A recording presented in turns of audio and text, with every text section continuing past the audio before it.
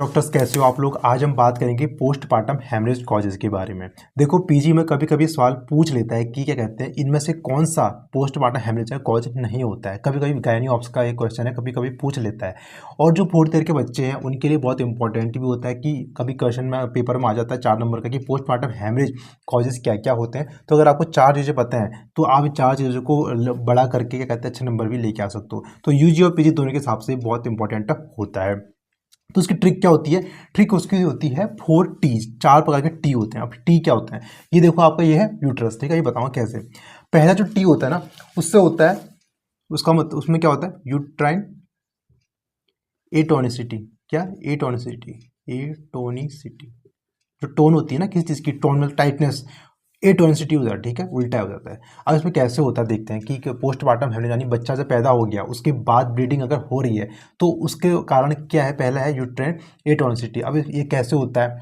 देखो क्या होता है ना, जब यहाँ से बच्चा पास होकर निकल जाता है तो क्या होता है, ये जो हमारे यूट्रस होता है ना, अगर यूट्रस की अगर टोन सही होगी तो क्या कहते हैं इसकी ब्लीडिंग कम होती है। ऐसा क्यों होता है? क्योंकि जो उसकी आप देख रहे होंगे ना, जो आपकी लेयर्स हैं इसके किनारे की जो वॉल है, तो वॉल में क्या होती है ब्लड वेसल्स होती हैं, आपकी बहुत सारी ब्लड वेसल्स होती हैं। तो अभी क्या होगा, अगर मान लो इसकी टोन अच्छी खासी होगी, ठीक है, टाइटनेस फर्मनेस इसके अंदर अच्छी होगी यूट्रस के अंदर, तो ये ब्लड वेसल्स क्या होती हैं दबती है, मसल्स होती है ना, मसल्स इसको दबाती हैं, ब्लड वेसल्स को दबाती हैं, जिससे क्या होता है ब्लीडिंग कम होती है। क्योंकि ब्लड वेसल्स अगर क्या कहते हैं, और अगर मान लो एटोन है, टोनिसिटी इसके अंदर कम है, मतलब ये लूज है, फ्लैसिड है, तो उससे क्या होगा ब्लड वेसल्स का माउथ जो होगा वो ज़्यादा ओपन हो जाएगा, और जिससे क्या होगा ब्लड क्या कहते हैं ज़्यादा क्या कहते हैं आपको कहते हैं हेमरेज होगा। तो इसलिए क्या कहते हैं, जब क्या कहते हैं बच्चा पैदा हो जाता है, उसका निकल जाता है, तो उसके बाद इसकी टोनसिटी होना बहुत ज़्यादा इंपॉर्टेंट होता है। अगर यूट्रस की टोन नहीं होगी, ठीक है, अगर टोनसिटी हो जाएगी तो उससे क्या होगा ब्लड वेसल्स के कहते हैं उसको कंप्रेस, मसल्स होंगे कंप्रेस नहीं कर पाएंगी, जिसकी वजह से कहते हैं ब्लड ज़्यादा ब्लीड क्या करेगा। तो पहला क्या हो गया यूट्राइन एटोनसिटी हो गया। टी से होता है रिटेन्ड प्लेसेंटा। क्या? रिटेन्ड प्लेसेंटा,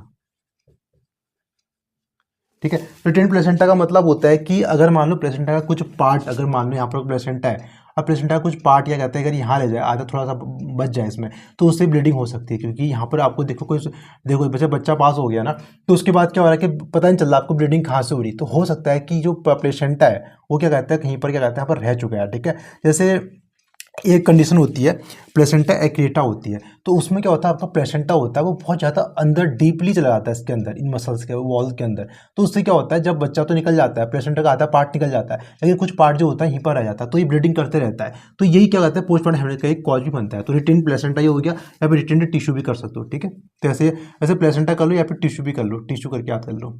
टी, ये टी आ गया, ठीक है। तो टी से क्या आ गया टिश्यू आ गया, रिटेन टिश्यू, और टिश्यू में कौन सा प्लेसेंटा हो गया।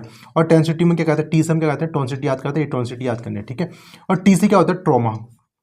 ट्रॉमा में कैसे हो सकता है ब्लीडिंग, कैसे हो सकती है? मान लो किसी को क्या कहते हैं सीजरियन सेक्शन हुआ, ठीक है। अगर सीजरियन सेक्शन हुआ, ठीक है, उसमें मान लो क्या कहते हैं आपकी सूचरिंग सही से नहीं हुई, या फिर कहीं पर कुछ दिक्कत होगी, कहीं पर ट्रॉमा लग गया इंस्ट्रूमेंट की वजह से, तो वहाँ पर क्या हो सकता है बाद में क्या होता है उसके बाद बच्चे के पैदा होने के बाद वहाँ पर कहते हैं ब्लीडिंग हो सकती है। कभी एपिसोडमी होती है तो वहाँ पर भी क्या कहते हैं जब कट लगाया जाता है, बच्चा बाहर को निकल नहीं रहा होता है, तो वहाँ पर जब कट लगाया जाता है वो वेजना के वहाँ पर को, तो उसमें भी क्या कहते हैं ट्रॉमा हो जाता है, उसकी वजह से भी आपकी ब्लीडिंग हो जाती है। तो टी से क्या हो जाएगा ट्रॉमा हो जाएगा, ठीक है। यानी बच्चा बहुत ज़्यादा बड़ा हो जाएगा, बच्चा जब क्या कहते हैं यहाँ से पास होगा तो क्या होगा, जब बच्चा ज़्यादा बड़ा पास होगा तो ये जो इनकी वॉल्स है, वॉल्स से क्या कहते हैं ज़्यादा जोर से जोड़ देगा, तो उससे क्या होगा हम मसल्स में डैमेज होगा, और डैमेज से ब्लीडिंग हो सकती है। तो टी से आता है आपका ट्रॉमा आता है। और उसके बाद लास्ट जो हमारा बचता है टी से क्या होता है कोगुलेशन डिसऑर्डर। कोगुलेशन डिसऑर्डर, अब मान लो क्या कहते हैं जो आपकी क्लॉटिंग फैक्टर ही है अगर उसमें कोई दिक्कत है, ठीक है, आपका क्लॉटिंग टाइम क्या कहते हैं ज़्यादा है, तो उसमें क्या होगा आपका क्या कहते हैं हेमरेज होगा, और वो क्लॉट आपको बनेगा नहीं, जिससे क्या कहते हैं आपको पोस्टमार्टम हेमरेज देखने को मिलता है। तो 4 चीज़ हमने पढ़ी, 4 टी से हम याद करते हैं।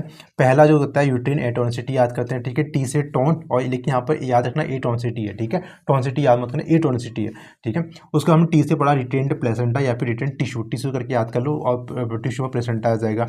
टी से ट्रॉमा आता है और टी से कोगुलेशन डिसऑर्डर। तो ऐसे नई ट्रिक आपके लेके आता हूँ, तब तक के लिए बाय बाय।